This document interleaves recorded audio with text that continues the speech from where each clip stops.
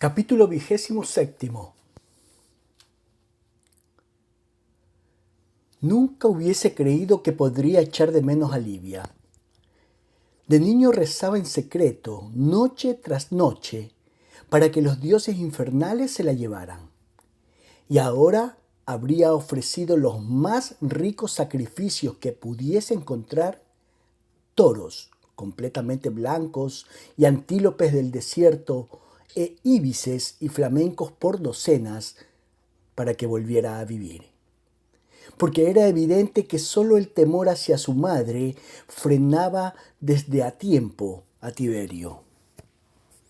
Unos pocos días después de la muerte de Livia cayó sobre Agripina y Nerón.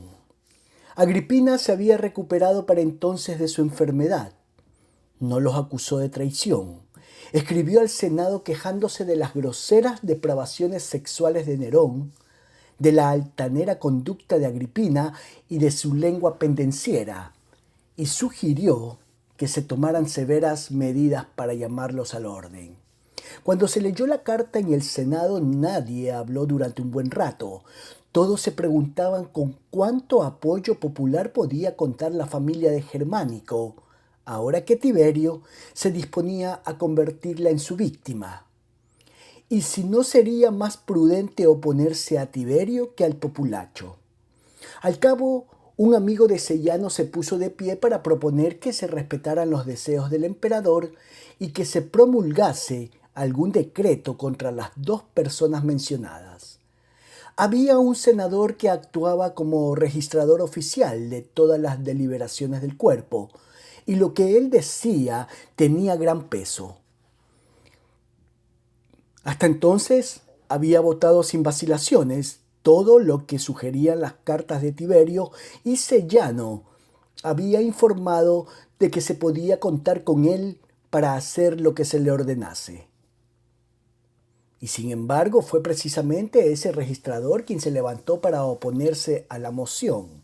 Dijo que la cuestión de la moral de Nerón y de la conducta de Agripina no se podía plantear en ese momento.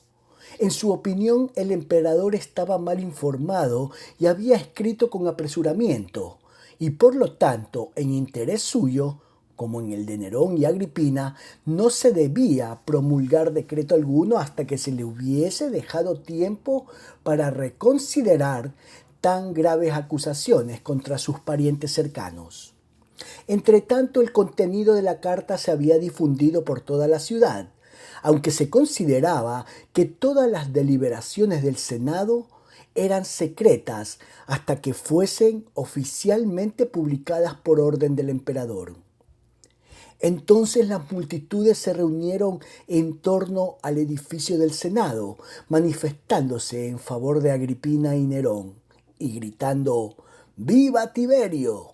La carta es falsa. Esto es obra de Sellano.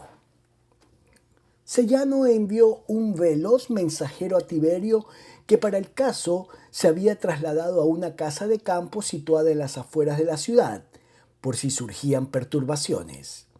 El mensajero informó que por moción del registrador el Senado se había negado a prestar atención a la carta, que el pueblo estaba a punto de rebelarse y que llamaba a Agripina la verdadera madre de la patria y a Nerón su salvador, y que si Tiberio no actuaba con firmeza y decisión, habría derramamiento de sangre antes de que terminase el día. Tiberio se asustó, pero siguió el consejo de Sellano y escribió al Senado una carta amenazadora, culpando al registrador por el insulto sin precedentes a la dignidad imperial y exigiendo que dejaran todo el asunto en sus manos, ya que ellos eran tan tibios en la defensa de sus intereses. El Senado cedió. Después de haber hecho marchar a los guardias a través de la ciudad, con las espadas desenvainadas y las trompetas resonando, Tiberio amenazó con reducir a la mitad la ración gratuita de trigo si se realizaban nuevas manifestaciones sediciosas. Luego desterró a Agripina a Pandataria, la isla en que estuvo confinada su madre Julia, y a Nerón a Ponza, otro minúsculo islote rocoso situado a mitad de camino entre Capri y Roma, pero muy lejos de la costa. Informó al Senado que los dos prisioneros habían estado a punto de huir de la ciudad con la esperanza de obtener la lealtad de los regimientos del Rin. Antes de que Agripina partiera rumbo a la isla, la hizo presentarse ante él y le formuló burlonas preguntas acerca de cómo pensaba gobernar el poderoso reino que acababa de heredar de su madre, su virtuosa exesposa, y si enviaría embajadores a su hijo Nerón en su nuevo reino para firmar una gran alianza militar. Agripina no respondió una palabra. Él se encolerizó y le gritó que le contestara, y cuando ella continuó silenciosa le dijo a su capitán de la guardia que la golpeara en los hombros. Finalmente Agripina habló. Tu nombre es Fango Sangriento. Así me dicen que te llamaba Teodoro el Gadareno cuando asistías a sus clases de retórica en Rodas. Tiberio arrebató el sarmiento de vid de manos del capitán y la azotó en el cuerpo y la cabeza hasta que se desmayó. A consecuencia de esta espantosa flagelación, Agripina perdió un ojo. Pronto, Druso fue también acusado de intrigar con los regimientos del Rin. Sellano presentó varias cartas para probarlo. Afirmó que las había interceptado, pero en realidad eran falsificadas. También presentó una declaración escrita de Lépida, la esposa de Druso, con la cual tenía amores secretos, en el sentido de que éste le había pedido que se pusiera en contacto con los marineros de Ostia, quienes así lo esperaba. Recordarían que Nerón y él eran nietos de Augusto. Druso fue entregado por el Senado a Tiberio y éste lo hizo encerrar en una remota buhardilla de palacio bajo la vigilancia de Sellano. La víctima siguiente fue Galo. Tiberio escribió al Senado que Galo tenía envidia de Sellano y había hecho lo posible para enemistarlo con su emperador por medio de irónicos elogios y otros métodos maliciosos. El Senado estaba tan inquieto ante la noticia del suicidio del registrador que le llegó el mismo día, que de inmediato envió a un magistrado para que arrestase a Galo. Cuando el magistrado fue a su casa, se le dijo que Galo se encontraba fuera de la ciudad, en Bahías. En Bahías se le indicó la casa de campo de Tiberio y en efecto allí lo encontró, cenando con el emperador. Tiberio brindaba con una copa de vino y Galo respondía lealmente, y parecía haber tal ambiente de buen humor y algazara en el comedor que el magistrado se sintió turbado y no supo qué decir. Tiberio le preguntó para qué había ido. Para arrestar a uno de tus invitados, César, por orden del Senado. ¿Qué invitado?, preguntó Tiberio. Asinio Galo, contestó el magistrado, pero parece que se trata de un error. Tiberio fingió ponerse serio. Si el Senado tiene algo contra ti, Galo, y ha enviado a este funcionario para arrestarte, me temo que nuestra amable velada debe terminar. No puedo oponerme al Senado, por supuesto, pero te diré lo que voy a hacer. Ahora que tú y yo hemos llegado a un amistoso entendimiento, escribiré al Senado pidiéndole como favor personal que no tome medida alguna en tu caso hasta que tenga noticias mías. Eso significará que quedarás bajo arresto domiciliario a la orden de los cónsules.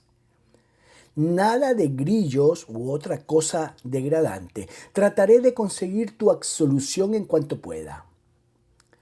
Galo se sintió obligado a agradecer a Tiberio su magnanimidad, pero estaba seguro de que en alguna parte había una trampa, que Tiberio le devolvía ironía por ironía, y estaba en lo cierto. Fue llevado a Roma y encerrado en una habitación subterránea del Senado.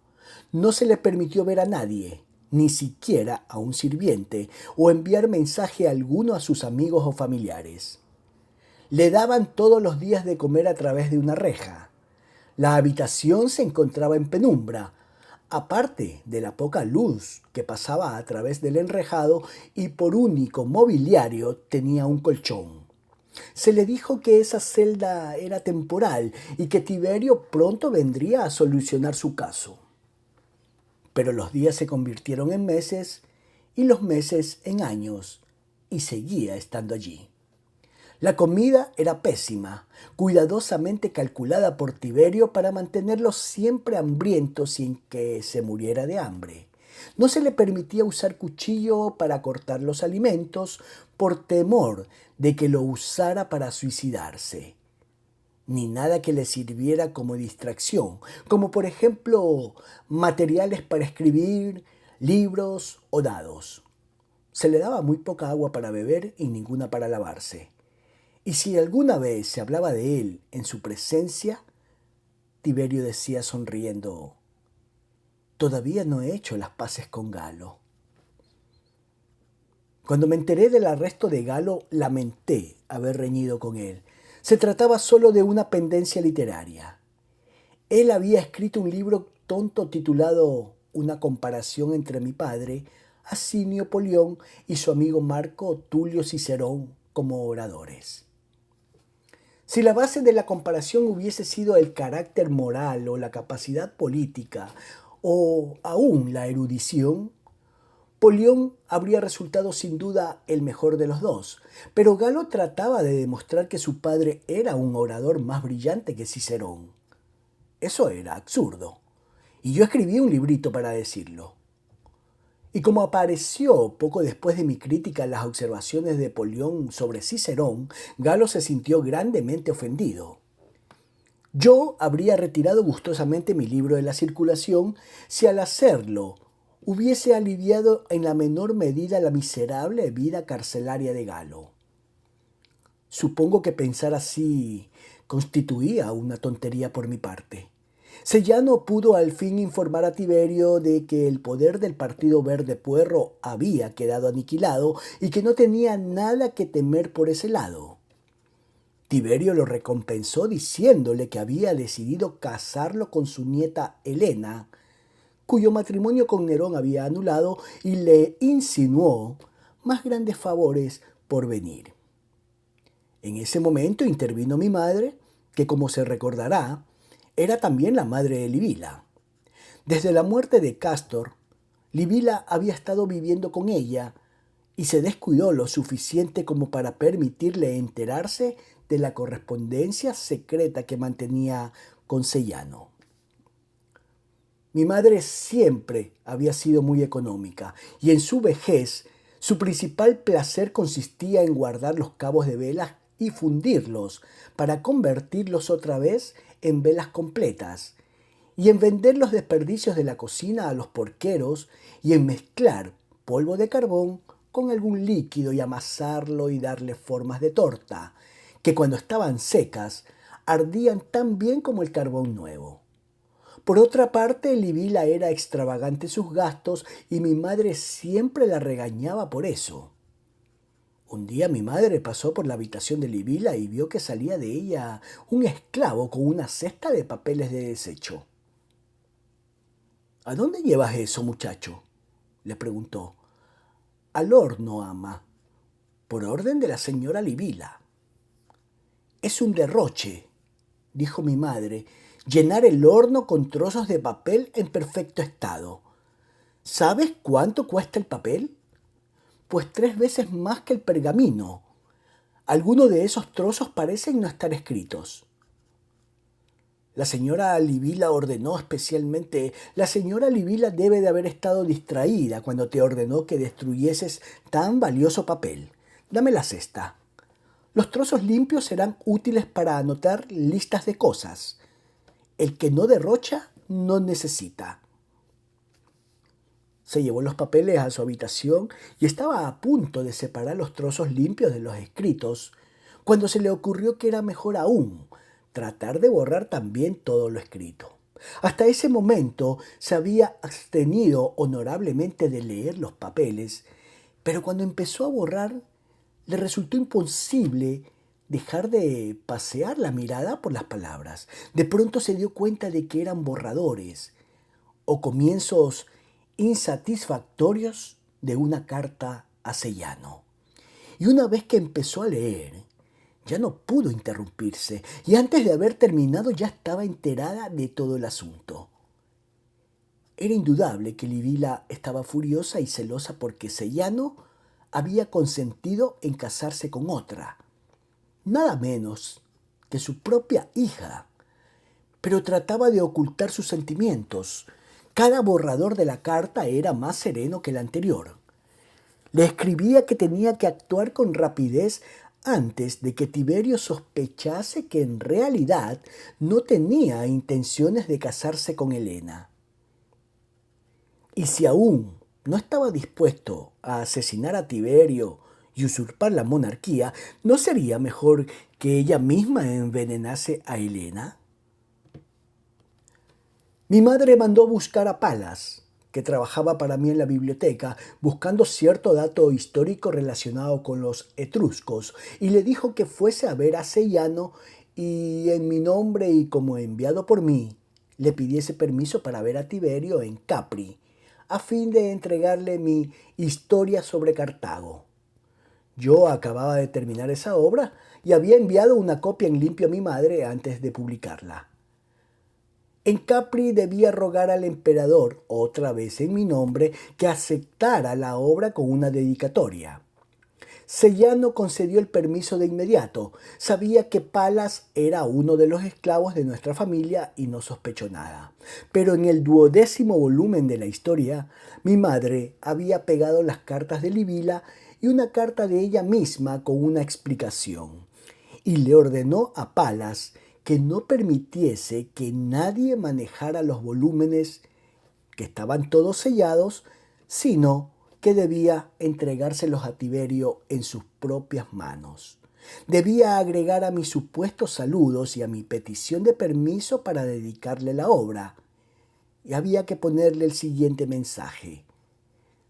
También la señora Antonia envía sus cariñosos saludos, pero opina que estos libros de su hijo no interesan en modo alguno al emperador, excepción hecha del 12º volumen, que contiene una curiosísima digresión que sin duda le interesará de inmediato. Palas hizo un alto en Capua para decirme a dónde iba. Me informó de que iba en contra de las instrucciones de mi madre al hablarme sobre esa diligencia, pero que a fin de cuentas yo era su verdadero amo y no mi madre, aunque ella obraba como si lo fuese. Y no haría nada voluntariamente para ponerme en dificultades, y estaba seguro de que no tenía intención alguna de ofrecer la dedicatoria al emperador. Al principio me sentí intrigado, en especial cuando mencionó el 12º volumen, de manera que mientras él se lavaba y se cambiaba de ropa rompí el sello. Cuando vi lo que mi madre había insertado, me sentí tan aterrorizado que pensé en quemar los libros.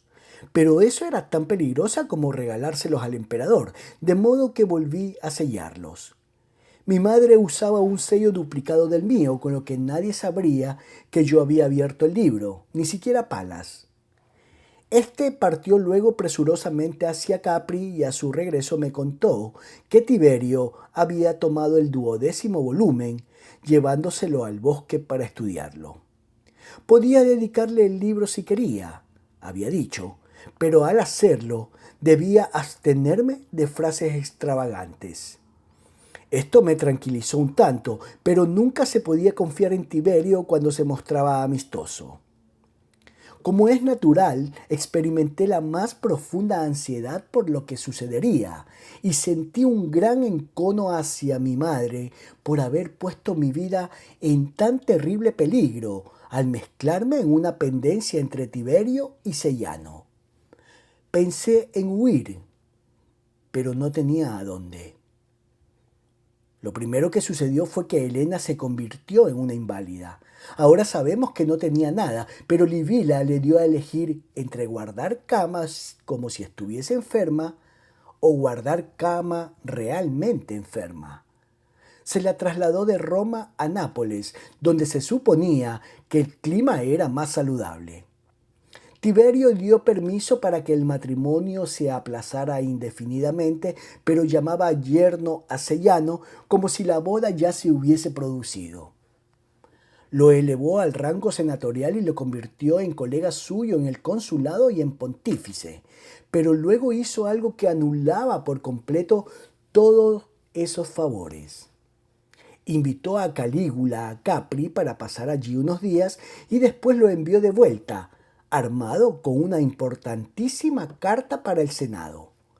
En la carta decía que había estudiado al joven, que ahora era su heredero, y que encontraba que era de un temperamento y carácter muy distinto al de sus hermanos, y que se negaba a escuchar cualesquiera acusaciones que pudieran lanzarse contra su moral o su lealtad.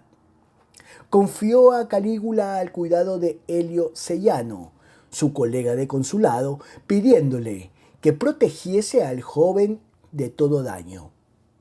También lo designó pontífice y sacerdote de Augusto. Cuando la ciudad se enteró de la carta hubo gran alborozo. Al hacer a Sellano responsable de la seguridad de Calígula, se entendía que Tiberio le prevenía de que su pendencia con la familia de Germánico había llegado muy lejos. El consulado de Sellano era considerado como un mal augurio para él. Ese era el quinto período de Tiberio en el puesto y cada uno de sus colegas anteriores había muerto en circunstancias infortunadas. Varo, Gneo Pisón, Germánico, Cástor. Así que surgieron nuevas esperanzas de que pronto terminasen las penas de la nación cuando fuese gobernada por un hijo de Germánico. Tiberio podía matar a Nerón y Druso, pero era evidente que había decidido salvar a Calígula. Sellano no sería el próximo emperador. Todas las personas a quienes Tiberio sondeó al respecto parecieron auténticamente aliviadas ante su elección del sucesor, pero en cierto modo se habían convencido de que Calígula había heredado todas las virtudes de su padre, y Tiberio, que reconocía la verdadera maldad cuando la veía, y que le había dicho a Calígula con franqueza que sabía que era una víbora venenosa, y por ese motivo le había perdonado la vida. Él se sintió muy divertido y absolutamente encantado. Podía utilizar la creciente popularidad de Calígula como freno contra Sellano y Libila. Empezó a hacer confidencias a Calígula y le confió una misión: averiguar, por medio de conversaciones íntimas con los hombres de la guardia, cuál de los capitanes tenía mayor influencia personal en el campamento, aparte de Sellano, y luego debía asegurarse de que fuese igualmente sanguinario e intrépido. Calígula se puso peluca y ropas de mujer y, acompañado de un par de prostitutas jóvenes, comenzó a frecuentar las tabernas suburbanas, donde los soldados bebían por la noche. Con la cara maquillada y rellenos debajo de la ropa, pasó por mujer, una mujer muy alta y poco atractiva, pero a fin de cuentas una mujer. En las tabernas dijo que era mantenida por un rico tendero que le daba mucho dinero, gracias a lo cual podía pagar copas a todo el mundo. Esta generosidad lo hizo muy popular entre los soldados. Pronto llegó a conocer gran parte de las murmuraciones del campamento y el nombre que constantemente surgía en las conversaciones era el del capitán Macro. Este era hijo de uno de los libertos de Tiberio, y por lo que se decía, el individuo más rudo de Roma. Los soldados hablaban con admiración de sus proezas de bebedor y de sus putañeos y de su dominio sobre los demás capitanes y también de su presencia de ánimo en las situaciones difíciles. El propio Sellano trabó relaciones con Macro una noche y le reveló en secreto su verdadera identidad. Salieron a pasear juntos y sostuvieron una larga conversación. Tiberio empezó entonces a escribir una extraña serie de cartas al Senado, ora diciendo que su salud era mala y que estaba casi moribundo, ora afirmando que se había recuperado y que llegaría a Roma en cualquier momento. Escribía también en tono muy extraño acerca de Seyano, mezclando extravagantes elogios con irritadas censuras. Y la impresión general que daban era que se había vuelto senil y estaba perdiendo el juicio. Seyano se sintió tan intrigado con estas cartas que no pudo decidir si debía intentar una revolución sin más pérdida de tiempo o si tenía que aferrarse a su puesto, que todavía le confería poder, hasta que Tiberio muriera o pudiese ser echado del trono so pretexto de imbecilidad. Quiso visitar Capri y averiguar por sí mismo cómo iban las cosas con Tiberio. Le escribió pidiéndole permiso para visitarlo en su cumpleaños, pero Tiberio le contestó que como cónsul tenía que quedarse en Roma. Ya era bastante irregular que él estuviese permanentemente ausente. Seyano le escribió luego que Helena estaba gravemente enferma en Nápoles y que le pedía que la visitase.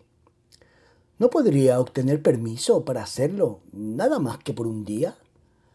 Y de Nápoles no había más que 1 hora de remo hasta Capri.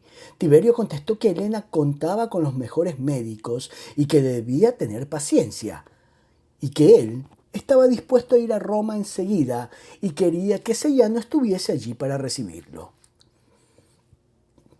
Más o menos por la misma época anuló un proceso contra el gobernador de España, a quien Seyano acusaba de extorsión, con el argumento de que las pruebas eran contradictorias.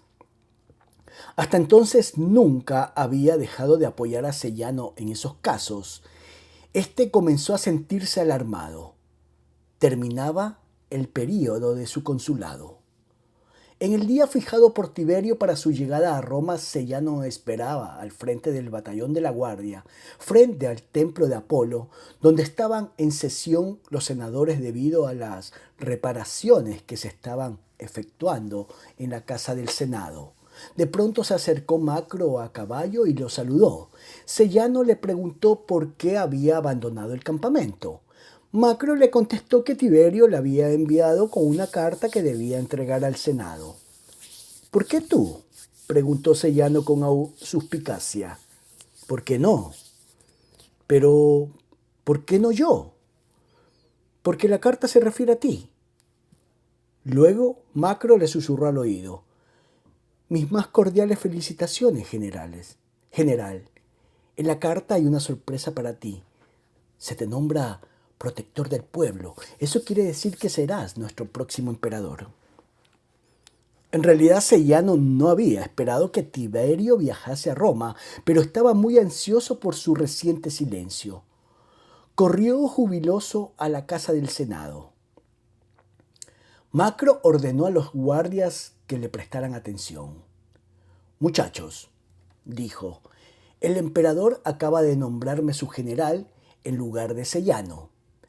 He aquí mi nombramiento. Debéis volver en el acto al campamento relevado de todas las obligaciones de guardia. Cuando lleguéis allí, decidles a los demás que Macro es ahora el comandante y que habrá 30 piezas de oro para todos los hombres que sepan obedecer órdenes. ¿Quién es el capitán más antiguo? Tú. Llévate a los hombres, pero no hagas mucho alboroto. Los guardias se fueron y Macro llamó al comandante de los custodios, que ya había sido prevenido, y le ordenó que estableciese una guardia. Luego entró detrás de Seyano, entregó la carta a los cónsules y salió enseguida, antes de que hubiesen leído una sola palabra. Una vez convencido de que los custodios estaban bien distribuidos, corrió tras los guardias que regresaban al campamento para tener la seguridad de que no se producirían disturbios. Entretanto, la noticia del nombramiento de Seyano como protector del pueblo había circulado por el Senado y todos comenzaron a aplaudirle y a felicitarle. El cónsul de mayor edad pidió orden y empezó a leer la carta. Comenzaba con las habituales excusas de Tiberio por no concurrir a la reunión, exceso de trabajo y mala salud, y continuaba analizando temas generales. Luego se quejaba levemente del apresuramiento de Sellano en la preparación del proceso del ex gobernador sin contar con pruebas adecuadas. Aquí Sellano sonrió, porque estos refunfuños de Tiberio habían sido siempre el preludio de la concesión de algún nuevo honor. Pero la carta continuaba en el mismo tono de reproche, párrafo tras párrafo, con severidad cada vez mayor, y la sonrisa abandonó lentamente el rostro de Sellano. Los senadores que habían estado vitoreándolo guardaron silencio y se sintieron desconcertados, y uno o dos de ellos que estaban sentados cerca buscaron alguna excusa y se fueron al otro lado del salón. La carta terminaba diciendo que Sellano se había hecho culpable de graves irregularidades, que dos de sus amigos, su tío Julio Bleso, que había triunfado sobre Tacfarinas, y otro, debían, en su opinión, ser castigados, y que el propio Sellano tenía que ser arrestado. El cónsul, que la noche anterior había sido advertido por Macro acerca de lo que Tiberio quería que hiciera, llamó entonces: «Sellano, ven aquí». Sellano no podía dar crédito a sus oídos. Había estado esperando el final de la carta y su nombramiento como protector. El cónsul tuvo que llamarlo 2 veces antes de que entendiera. «¿Yo? ¿Me llamas a mí?».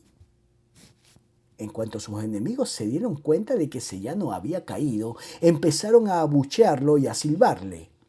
Y sus amigos y parientes, cuidando de su propia seguridad, se les unieron.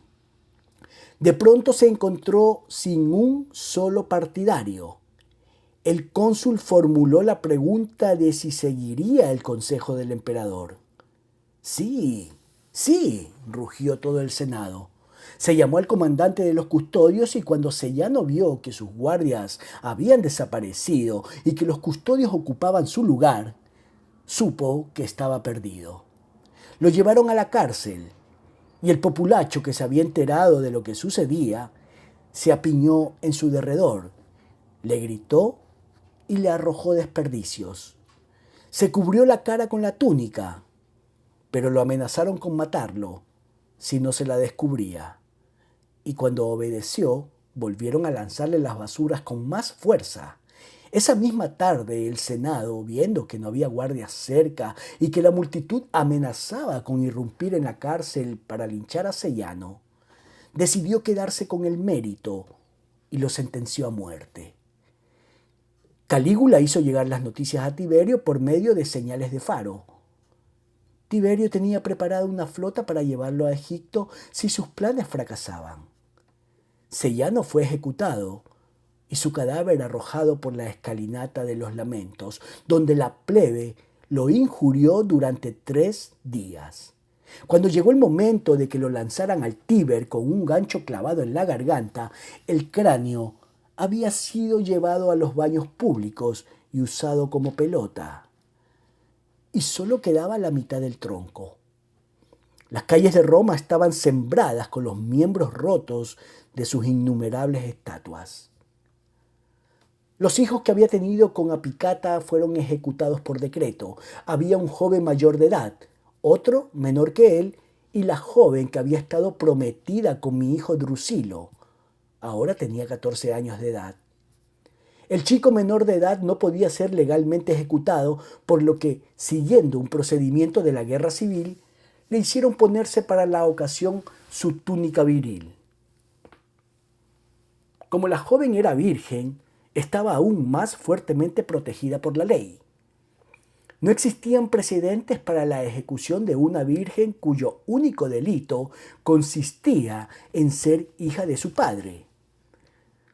Cuando la llevaron a la cárcel no entendió lo que sucedía y gritó: «No me llevéis a la cárcel, azotadme si queréis y no volveré a hacerlo». Al parecer tenía alguna travesura infantil sobre la conciencia.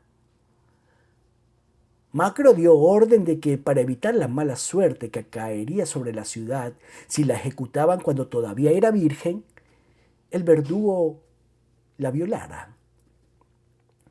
En cuanto me enteré de esto, me dije, Roma, estás arruinada. No puede haber expiación para un crimen tan horrible.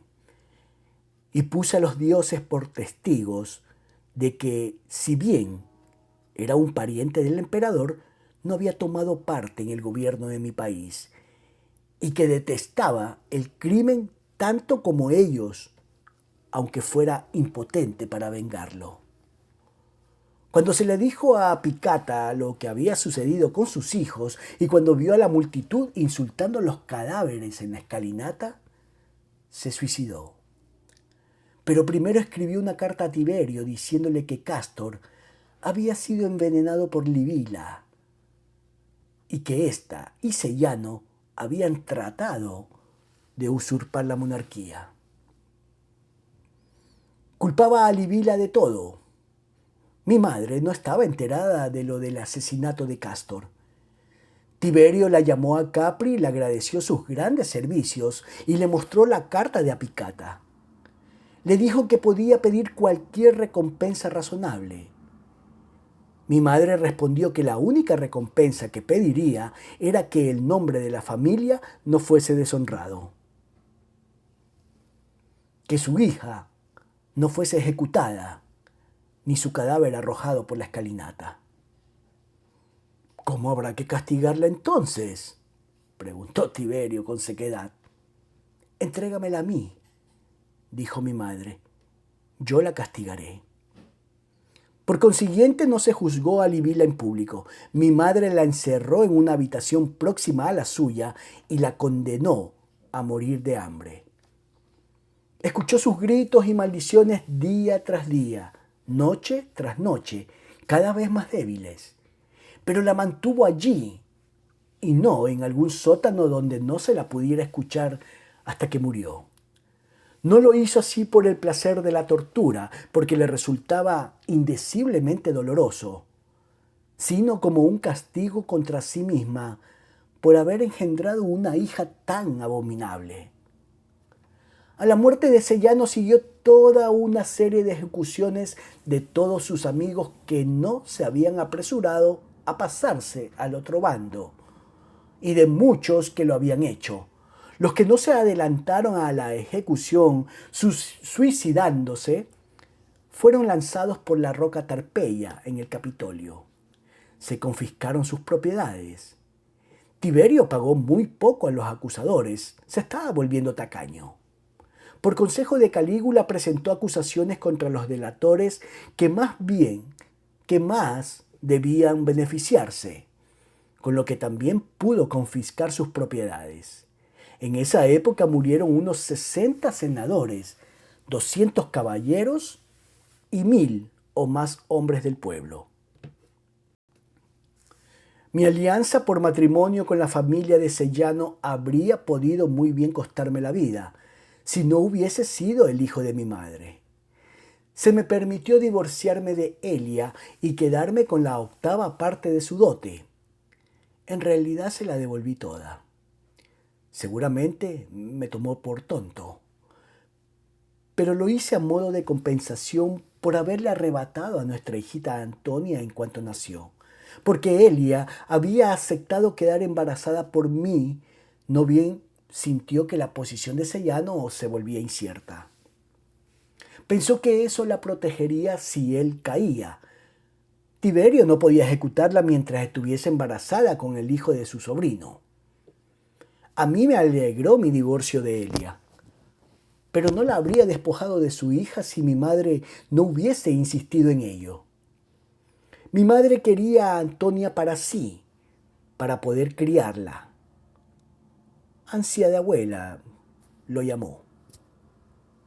El único miembro de la familia de Sellano que escapó con vida fue su hermano, y eso por el extraño motivo de que se había burlado en público de la calvicie de Tiberio.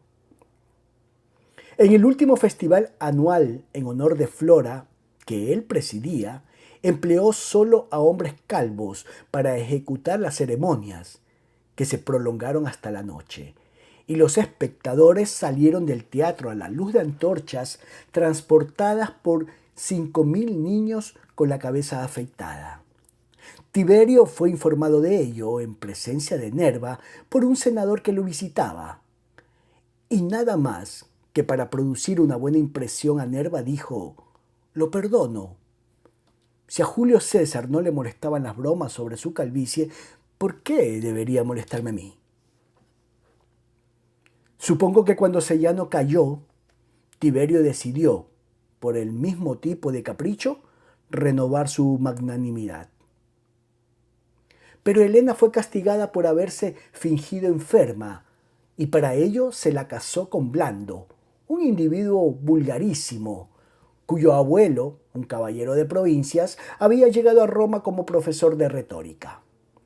Esta fue considerada una actitud mezquina por parte de Tiberio, porque Helena era su nieta y con esa alianza deshonraba a su propia casa. Se decía que no había que remontarse mucho en el linaje de Blando para encontrar esclavos. Tiberio se dio cuenta entonces de que los guardias, a quienes pagó 50 piezas de oro y no 30, como había prometido Macro, constituían su única defensa segura contra el pueblo y el Senado. Le dijo a Calígula: «No hay en Roma un solo hombre que no quisiera hacerme añicos». Los guardias, para demostrar su lealtad a Tiberio, se quejaron de que se los había ofendido al preferir a los custodios como escolta de Sellano en la cárcel, y en señal de protesta salieron del campamento para saquear los suburbios. Macro los dejó divertirse toda la noche, pero cuando el alba del día siguiente se tocó a reunión, los hombres que no volvieron en el término de 2 horas fueron muertos a azotes. Después de un tiempo, Tiberio decretó una amnistía. Nadie podía ser ejecutado ahora por haber tenido vinculaciones políticas con Sellano, y si alguien quería guardar luto por él, recordando sus buenas acciones, ahora que sus maldades habían sido plenamente castigadas, no habría objeciones a que lo hiciera. Muchos hombres así lo hicieron, suponiendo que eso era lo que Tiberio quería, pero supusieron mal. Pronto fueron procesados frente a acusaciones perfectamente infundadas, siendo la más común la de incesto. Todos fueron ejecutados. Podrá preguntarse cómo es que después de esa matanza quedaban todavía senadores y caballeros. La respuesta es que Tiberio mantenía las órdenes completas por medio de una constante promoción.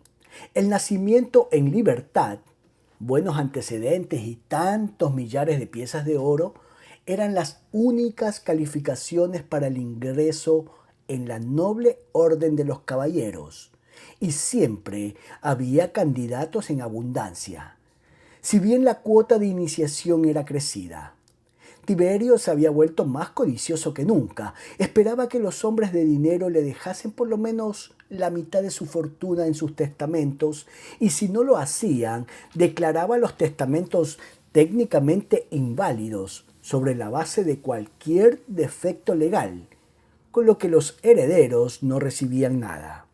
No empleaba prácticamente dinero alguno en obras públicas, ni siquiera en el templo de Augusto, y regateaba las distribuciones gratuitas de cereales y las asignaciones para diversiones públicas. Pagaba a los ejércitos con regularidad y eso era todo.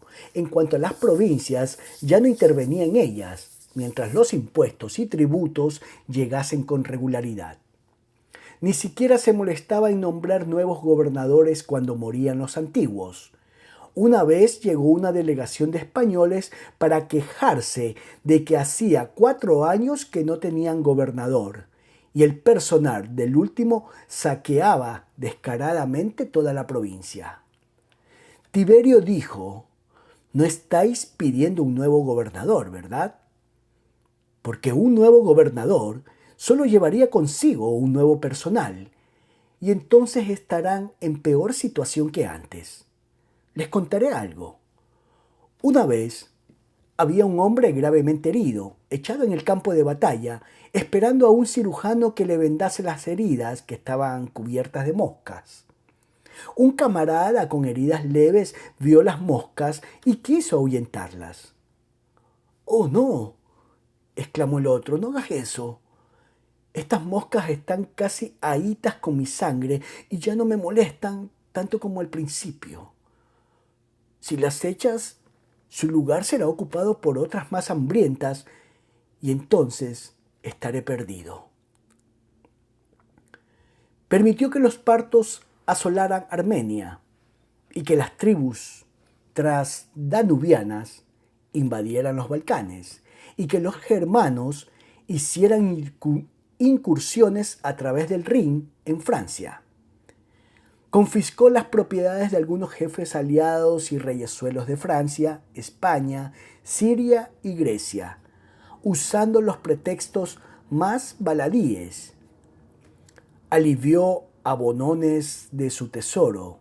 Se recordará que Bonones era el ex rey de Armenia, por quien mi hermano germánico riñó con Gneo Pisón, para lo cual envió agentes para ayudarlo a escapar de la ciudad de Cilicia, donde Germánico lo había confinado bajo vigilancia, y luego lo hizo perseguir y asesinar. Por esa época los delatores empezaron a acusar a los prestamistas de cobrar un interés superior al legal sobre los préstamos. Lo único que se les permitía cobrar era el 1,5%. El reglamento correspondiente había caído en desuso hacía tiempo y muy pocos senadores eran inocentes de su violación. Pero Tiberio confirmó su validez. Una delegación se entrevistó con él y le rogó que se le concediese a todo el mundo 1 año y medio para adaptar sus finanzas personales de modo que concordase con la letra de la ley. Y Tiberio, como un gran favor, accedió. El resultado fue que todas las deudas fueron reclamadas en el acto, cosa que provocó una gran escasez de dinero en efectivo. Las grandes acumulaciones de oro y plata hechas por Tiberio, que permanecían ociosas en el tesoro, habían sido las responsables de la elevación de la tasa de interés. Y se produjo un pánico financiero y los bienes inmuebles cayeron a menos que nada. Tiberio se vio obligado a aliviar la situación prestando a los banqueros 1 millón de piezas de oro del dinero público, sin intereses, para pagar a los que solicitaban préstamos con la garantía de tierras. Ni siquiera habría hecho eso a no ser por el consejo de Coxio Nerva. Todavía consultaba de vez en cuando a Nerva, que como vivía en Capri, donde se le mantenía cuidadosamente alejado del escenario de las orgías de Tiberio y recibía muy pocas noticias de Roma, era quizás el único hombre del mundo que continuaba creyendo en su bondad. Le explicó a Nerva, Calígula me lo contó unos años después, que sus pintarrajeados favoritos eran pobres huérfanos, de los que se había apiadado, la mayoría de ellos un poco chiflados, cosa que explicaba la forma extraña en que se vestían y se comportaban. Pero ¿era posible que Nerva fuese tan ingenuo como para creer en esa explicación y tan miope? Capítulo 28. De los últimos 5 años del reinado de Tiberio, cuanto menos se diga, mejor será. No puedo escribir en detalle sobre Nerón, condenado a morir lentamente de hambre, ni de Agripina, que se alegró con la noticia de la caída de Sellano, pero que cuando vio que ello no mejoraba en nada las cosas, se negó a comer y durante un tiempo fue alimentada por la fuerza, y al cabo se la dejó morir como quería. O de Galo, que murió de consunción, o de Druso, que sacado un tiempo antes de su guardilla en palacio y trasladado a un oscuro sótano, fue encontrado muerto con la boca llena de borra de lana del colchón, que había estado mascando, acuciado por el hambre.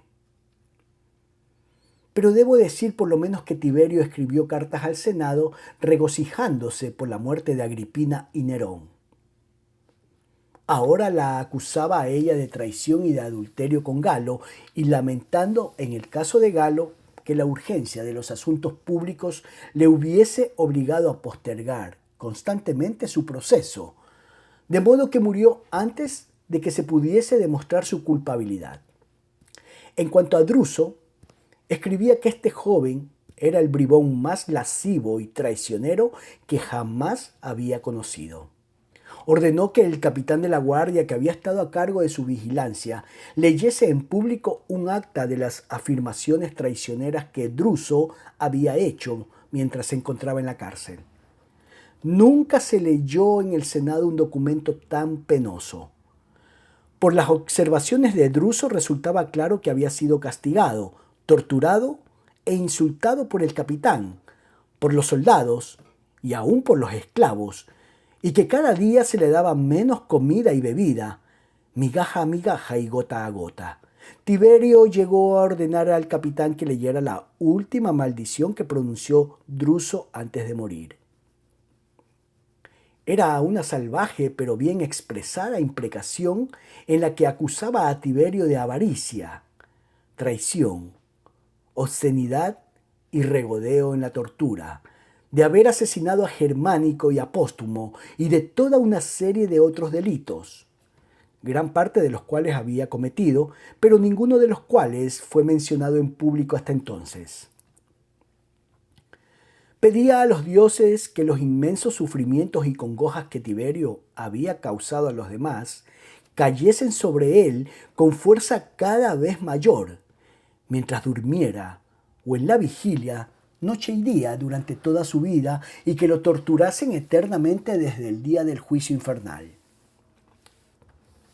Los senadores interrumpieron la lectura con exclamaciones de fingido horror ante la traición de Druso, pero esos «oh» y gemidos ocultaban su turbación por el hecho de que Tiberio les proporcionase voluntariamente tales revelaciones de su perversidad. Tiberio se tenía mucha lástima en esos días.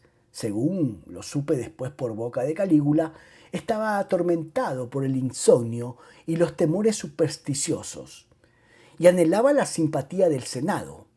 Le dijo a Calígula con lágrimas en los ojos que el asesinato de sus parientes le había sido impuesto por sus ambiciones y por la política que había heredado de Augusto. Dijo Augusto, no Livia, de anteponer la tranquilidad del imperio a sus sentimientos personales.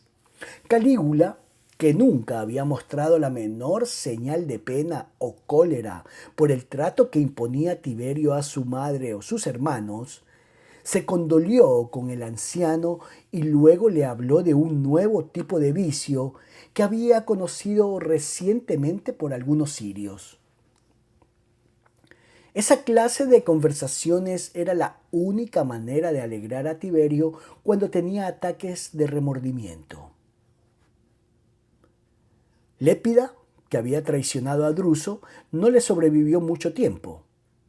Fue acusada de adulterio con un esclavo y como no pudo negar la acusación, porque la encontraron en la cama con él, se suicidó. Calígula pasaba la mayor parte de su tiempo en Capri, pero de vez en cuando iba a Roma, en nombre de Tiberio, para vigilar a Macro.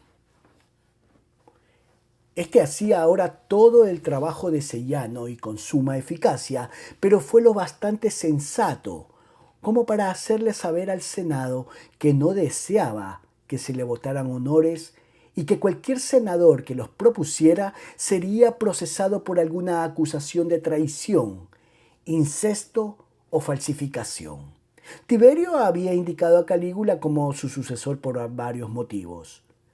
El primero era que la popularidad de Calígula como hijo de Germánico hacía que la gente se portase lo mejor posible, por miedo a que cualquier disturbio fuese castigado con su muerte.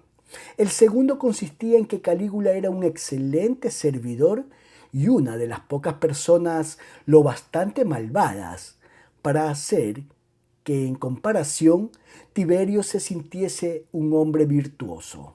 El tercero era que no creía que Calígula llegase a ser emperador, porque Trásilo, en quien continuaba confiando absolutamente, ya que nunca sucedió nada que contrariase sus predicciones, le había dicho: Calígula no puede llegar a ser emperador, lo mismo que no puede galopar a través de la bahía, desde Bahías hasta Puteoli. También le había dicho: dentro de 10 años, Tiberio César seguirá siendo emperador. Esto resultó ser cierto, pero se trataba de otro Tiberio César. Tiberio sabía muchas cosas, pero Trásilo le ocultaba algunas. Por ejemplo, conocía el destino de su nieto gemelo, que en realidad no era su nieto porque el padre no era Cástor, sino Sellano. Un día le dijo a Calígula: te nombro mi principal heredero. Mi segundo heredero será gemelo, por si tú mueres. Pero esto no es más que una formalidad. Sé que matarás a gemelo, pero entonces otros te matarán a ti. Decía esto con la esperanza de sobrevivirlos a ambos, y luego agregó, repitiendo una cita de una tragedia griega: cuando haya muerto, que el fuego y la tierra se confundan. Pero Tiberio no había muerto aún. Los delatores continuaban trabajando y cada año eran ejecutadas más personas. Apenas quedaba un senador que hubiese ocupado su puesto desde los días de Augusto. Macro tenía mucha más sed de sangre y muchos menos escrúpulos en cuanto a derramarla que Sellano. Este por lo menos era hijo de un caballero. El padre de Macro había nacido esclavo. Entre las nuevas víctimas se contaba Plancina, que ahora que Livia había muerto, no tenía a nadie que la protegiera. Se la acusó una vez más de envenenar a Germánico porque tenía bastante dinero. Tiberio no permitió que la procesaran hasta que murió Agripina, porque si ésta se hubiese enterado de la noticia, se habría alegrado. Yo no me afligí cuando supe que el cadáver de Plancina había sido arrojado por la escalinata, aunque se anticipó a la ejecución suicidándose. Un día, mientras cenaba con Tiberio, Nerva le pidió que lo perdonase. Le explicó que no sentía apetito y no quería comer. Durante todo ese tiempo había gozado de perfecta salud y ánimo, y parecía contento con la vida recoleta de Capri. Al principio Tiberio pensó que Nerva había tomado una purga la noche anterior y quería hacer descansar el estómago, pero cuando continuó con su ayuno, el segundo y tercer día, comenzó a temer que hubiera decidido suicidarse por hambre. Se sentó al lado de Nerva y le rogó que le dijese por qué no comía, pero Nerva solo volvió a disculparse y le dijo que no sentía hambre. Tiberio pensó que quizás estuviese disgustado con él por no haber seguido antes su consejo de impedir la crisis económica. ¿Comerías con mejor apetito?, le preguntó, si derogase todas las leyes que limitan el interés sobre los préstamos a una cifra que tú consideras demasiado baja. No, no se trata de eso, respondió Nerva. Es que no tengo hambre. Al día siguiente Tiberio le dijo: le he escrito al Senado. Alguien me ha dicho que 2 o 3 hombres se ganan la vida como delatores profesionales de los delincuentes. Jamás se me ocurrió que recompensando la lealtad al Estado estimularía a los hombres a que empujasen a sus amigos al delito para luego traicionarlos. Pero parece que esto ha sucedido en más de un caso. Le he dicho al Senado que ejecute de inmediato a todas las personas de quienes pueda demostrarse que se ganan la vida por medio de una conducta tan infame. Quizás ahora querrás comer algo. Cuando Nerva se lo agradeció y alabó su decisión, pero manifestó que seguía sin apetito, Tiberio se sintió deprimido. Si no comes te morirás, Nerva. ¿Y qué haré yo entonces? Ya sabes cuánto valoro tu amistad y tus consejos políticos. Por favor, te lo ruego, come. Si te murieras, el mundo pensaría que la culpa ha sido mía, o por lo menos que te dejaste morir por odio hacia mí. Oh, no te mueras, Nerva. Eres el único verdadero amigo que me queda. Es inútil que me pidas que coma, César, respondió Nerva. Mi estómago rechaza todo lo que le doy, y es imposible que nadie diga cosas tan perversas como las que sugieres. Todos saben qué gobernante tan sabio y qué hombre tan bondadoso eres. Y estoy seguro de que no tienen motivos para considerarme desagradecido, ¿verdad? Si tengo que morir, moriré, y eso es todo. La muerte es el destino común de todos los hombres, y por lo menos tendré la satisfacción de no sobrevivirte. Tiberio no se dejó convencer, pero pronto Nerva estuvo demasiado débil para contestar a sus preguntas. Murió al 9º día. También murió Trásilo. Su muerte fue anunciada por un lagarto. Era un lagarto pequeñito y atravesó corriendo la mesa de piedra donde Trásilo desayunaba con Tiberio, al sol, y se le subió al índice. Trásilo le preguntó: ¿Has venido a llamarme, hermano? Te esperaba a esta hora. Luego, volviéndose hacia Tiberio, le dijo: Mi vida ha terminado, César. Adiós. Nunca te dije una mentira y tú me dijiste muchas. Pero ten cuidado cuando tu lagarto te traiga la advertencia. Cerró los ojos y unos instantes después había muerto. Ahora bien, Tiberio tenía como favorito al animal más exótico que nunca se hubiese visto en Roma. Las jirafas provocaron admiración cuando se las vio por primera vez, lo mismo que los rinocerontes, pero ese, aunque no tan grande, era mucho más fabuloso. Provenía de una isla situada más allá de la India llamada Java, un lagarto escamoso de casi 3 metros de largo, de horrible cabeza y larga lengua veloz. Cuando lo vio por primera vez, dijo que no volvería a mostrarse escéptico en cuanto a los monstruos que, según se decía, habían matado Hércules y Teseo. Se lo llamaba dragón. Tiberio lo alimentaba todos los días con cucarachas, ratones muertos y sabandijas por el estilo. Tenía un olor desagradable, hábitos asquerosos y un temperamento perverso. El dragón y Tiberio se entendían a la perfección. Este pensó que Trásilo había querido decir que el animal lo mordería algún día, de modo que lo metió en una jaula con barrotes demasiado estrechos como para que asomara la cabeza entre ellos. Tiberio tenía entonces 78 años, y el constante uso de la mirra y otros afrodisíacos similares lo había debilitado. Pero se vestía con elegancia y trataba de comportarse como un hombre que no hubiese pasado de la mediana edad. Se había cansado de Capri, ahora que Nerva y Trásilo ya no estaban con él, y a principios de marzo del año siguiente decidió desafiar al destino y visitar Roma. Partió hacia allí en cómodas etapas. Su última parada fue una casa de campo en la vía Apia, a la vista de las murallas de la ciudad.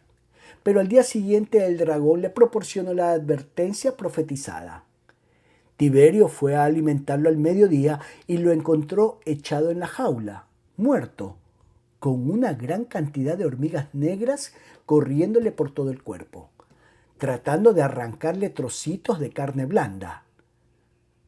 Lo tomó como una señal de que si continuaba avanzando hacia la ciudad, moriría como el dragón, y la multitud lo haría pedazos. De modo que regresó deprisa, pescó un enfriamiento viajando con un ventarrón del este y empeoró cuando concurrió a unos juegos organizados por los soldados de la guarnición de un pueblo por el que pasó. Soltaron un jabalí salvaje y le pidieron que le lanzara una jabalina desde su palco. Arrojó una y erró. Se sintió disgustado y pidió otra. Siempre se había jactado de su habilidad con la jabalina y no quería que los soldados pensaran que la vejez lo había vencido. Se acaloró y excitó al arrojar jabalina tras jabalina, tratando de herir al jabalí desde una distancia imposible, y finalmente tuvo que abandonar la tentativa, agotado. El jabalí estaba intacto y Tiberio ordenó que lo pusieran en libertad, como recompensa por su habilidad para eludir sus tiros. El enfriamiento se le asentó en el hígado, pero continuó viajando de vuelta a Capri. Llegó a Miseno, que se encuentra en el extremo más cercano de la bahía de Nápoles.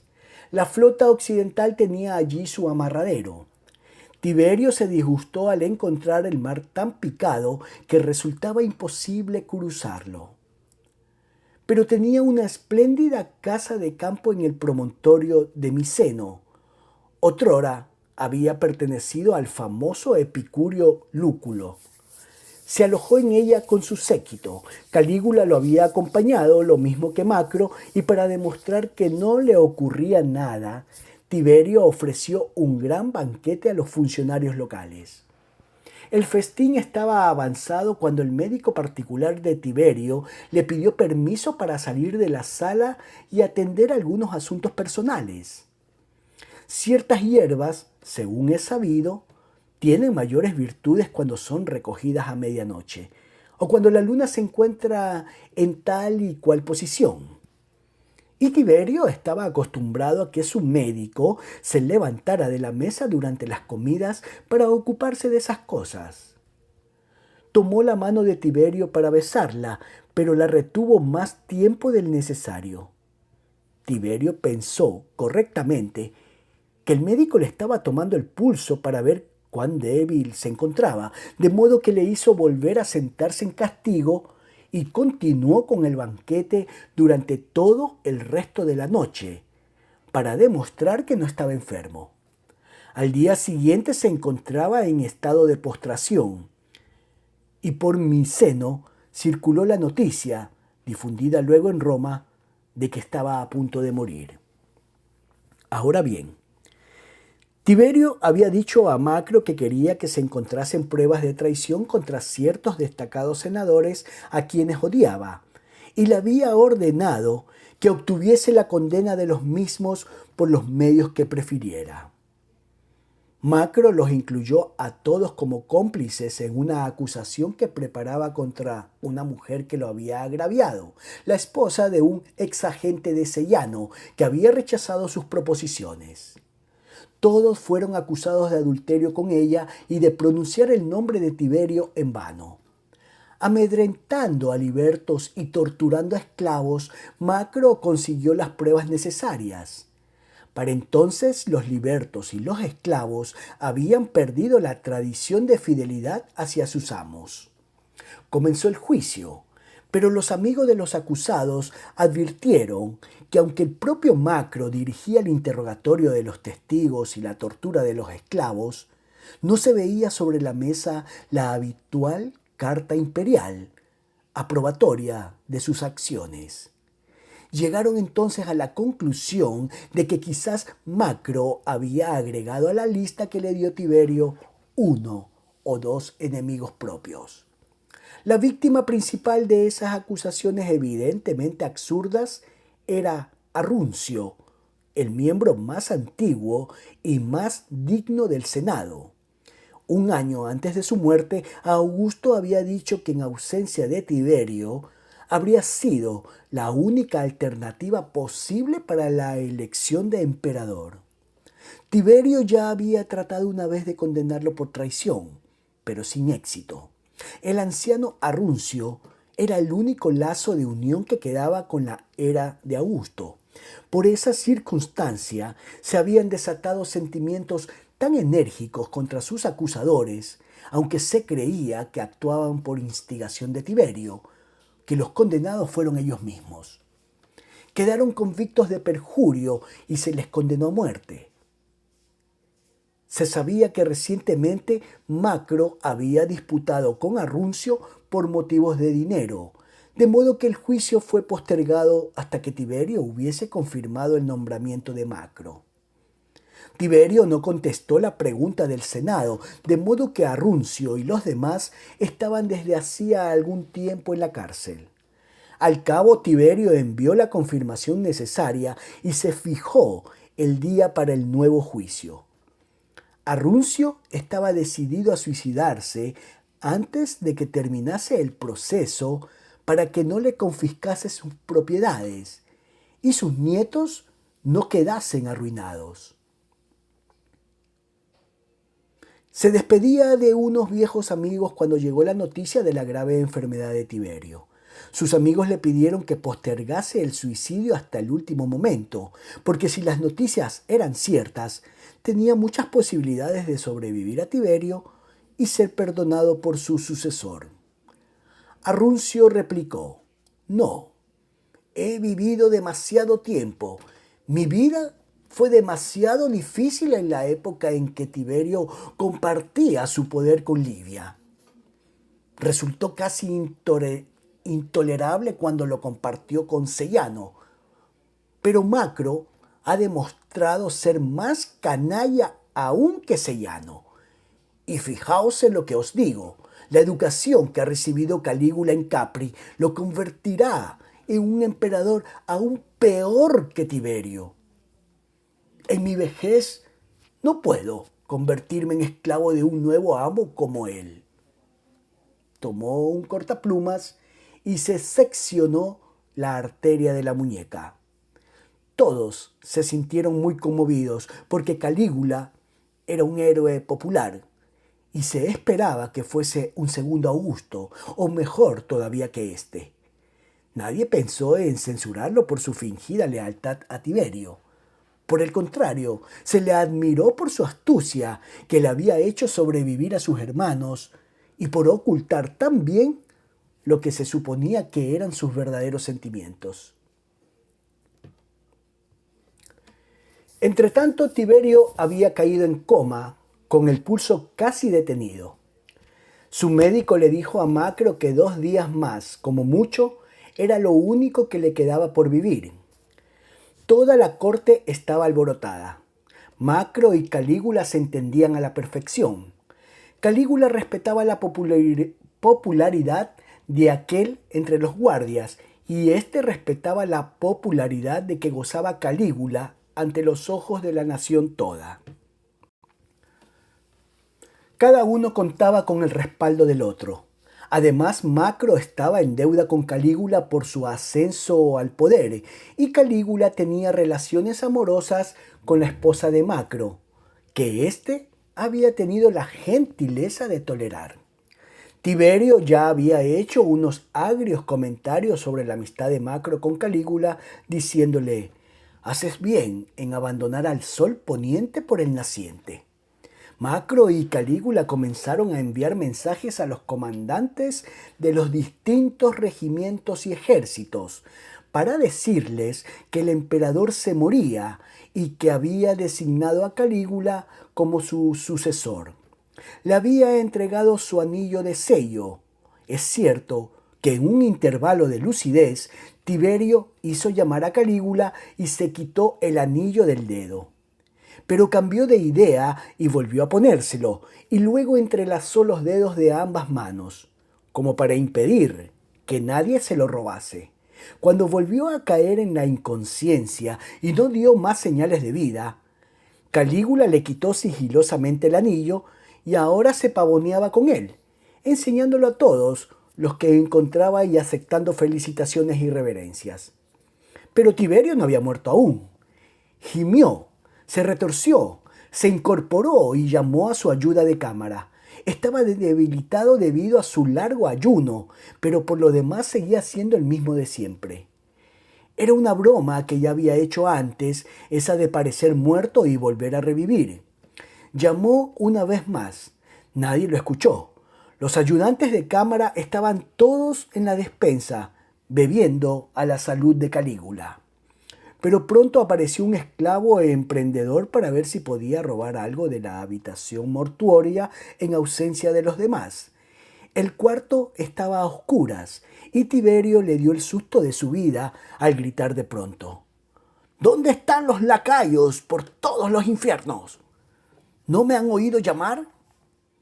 Quiero pan y queso y una tortilla, un par de chuletas y un vaso de vino de Quíos ahora mismo. Y por 1000 furias, ¿quién me ha robado mi anillo?». El esclavo salió corriendo de la habitación y casi tropezó con Macro, que pasaba en ese momento. «El emperador está vivo, señor, y pide comida y su anillo», logró articular. La noticia corrió por palacio y se produjo una escena ridícula. Los que estaban apiñados en torno a Calígula se dispersaron en todas direcciones. Se escucharon gritos de «¡Gracias a Dios! La noticia era falsa. ¡Viva Tiberio!». Calígula se encontraba en un desdichado estado de vergüenza y terror. Se quitó el anillo y buscó algún lugar para ocultarlo. Solo Macro conservó la serenidad. «¡Es una mentira estúpida!», gritó. «El esclavo debe haberse vuelto loco. Hazlo crucificar, César. Hace 1 hora dejamos muerto al antiguo emperador». Musitó algo a Calígula, quien asintió con alivio agradecido. Luego se precipitó hacia la habitación de Tiberio. Este se encontraba en pie, maldiciendo, gimiendo y trastabillando débilmente hacia la puerta. Macro lo tomó en sus brazos, lo arrojó sobre la cama y lo ahogó con una almohada. Calígula estaba junto a él. Los prisioneros que habían sido encarcelados junto con Arruncio fueron puestos en libertad, aunque la mayoría desearon luego haber seguido su ejemplo. Había además unos 50 hombres y mujeres que habían sido acusados de traición en un grupo separado. No tenían influencia alguna en el Senado, ya que eran en su mayor parte tenderos que no se habían mostrado dispuestos a pagar el dinero de protección que los capitanes de Macro cobraban ahora en todos los barrios de la ciudad. Fueron juzgados y condenados y tenían que ser ejecutados el 16 de marzo. Pero Calígula se encontraba en Miceno y no se podía apelar a él con tiempo, y el gobernador de la cárcel tenía miedo de perder su puesto si cargaba sobre sí la responsabilidad de postergar las ejecuciones. Por lo tanto, los mataron y sus cadáveres fueron arrojados por la escalinata en la forma acostumbrada. Esa fue la señal para un estallido de cólera popular contra Tiberio. «Pica como una avispa a punto de morir», gritó alguien. Se reunieron multitudes en las esquinas para efectuar solemnes servicios de conminación, bajo la dirección de los jefes de barrio, en los que suplicaron a la madre y a los jueces de los muertos que no diesen paz ni descanso al cadáver y espíritu de ese monstruo hasta el día de la disolución universal. El cadáver de Tiberio fue llevado a Roma bajo una fuerte escolta de guardias. Calígula integraba la procesión como uno de los deudos y todo el mundo corrió a recibirlo, no de luto por Tiberio, sino con ropas festivas, llorando de gratitud al cielo que había conservado con vida a un hijo de Germánico para que los gobernara. Las viejas campesinas exclamaban: «¡Oh, mi dulce querido Calígula! ¡Nuestro pollito! ¡Nuestro niño! ¡Nuestra estrella!». A unos pocos kilómetros de Roma se adelantó a fin de efectuar preparativos para la solemne entrada del cadáver en la ciudad. Pero cuando pasó, se reunió una enorme multitud y tendió barricadas a través de la vía Apia, con tablones y bloques de piedra de construcción. Cuando llegó la avanzada de la escolta, hubo abucheos y gemidos y gritos de «¡Al Tíber con Tiberio! ¡Arrójalo por la escalinata! ¡Condenación eterna para Tiberio!». El jefe bramó: «¡Soldados! Los romanos no permitiremos que ese cuerpo maldito entre en la ciudad. Nos traerá mala suerte. Lleváoslo de vuelta a Atela y quemadlo allí, a medias, en el anfiteatro». Tengo que explicar que el quemar a medias un cadáver era el destino habitual de los pobres e infortunados, y que Atela era una ciudad célebre por un tipo de tosca mascarada o farsa campesina que se llevaba a cabo allí durante el festival de la cosecha todos los años, desde los tiempos más antiguos. Tiberio poseía una casa de campo en Atela y solía concurrir al festival casi siempre. Había convertido la inocente algazara rural en una complicada bajeza. Hizo que los hombres de Atela construyeran un anfiteatro para presentar el espectáculo revisado, que era dirigido por él mismo. Macro ordenó a sus hombres que cargaran sobre la barricada. Muchos ciudadanos resultaron muertos o heridos, y 3 o 4 soldados quedaron inconscientes por las pedradas. Calígula impidió nuevos desórdenes y el cadáver de Tiberio fue debidamente incinerado en el campo de Marte. Calígula pronunció la oración fúnebre. Fue una oración formal e irónica, muy apreciada porque había en ella muchas referencias a Augusto y Germánico, pero muy pocas a Tiberio. Esa noche en un banquete Calígula narró un cuento que hizo que todos los presentes llorasen y que le conquistó grandes méritos. Dijo que una mañana temprano, en Miceno, insomne como de costumbre, con la pena por el destino inicuo de su madre y sus hermanos, había decidido vengarse al cabo del asesino, sucediera lo que sucediere. Tomó la daga que había pertenecido a su padre y entró audazmente en la habitación de Tiberio.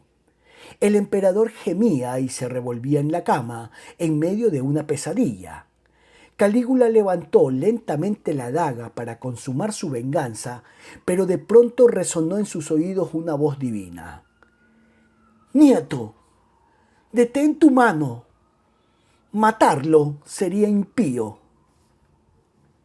Calígula le respondió: «Oh Dios Augusto, él mató a mi madre y mis hermanos, tus descendientes. ¿No debo vengarlos aún al precio de ser tachado de parricida por todos los hombres?»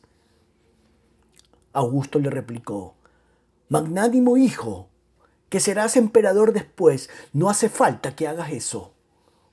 Por orden mía, las furias se vengan todas las noches por el asesinato de tus seres queridos, mientras él sueña». Y entonces dejó la daga junto a la cama y salió. Calígula no explicó qué sucedió a la mañana siguiente.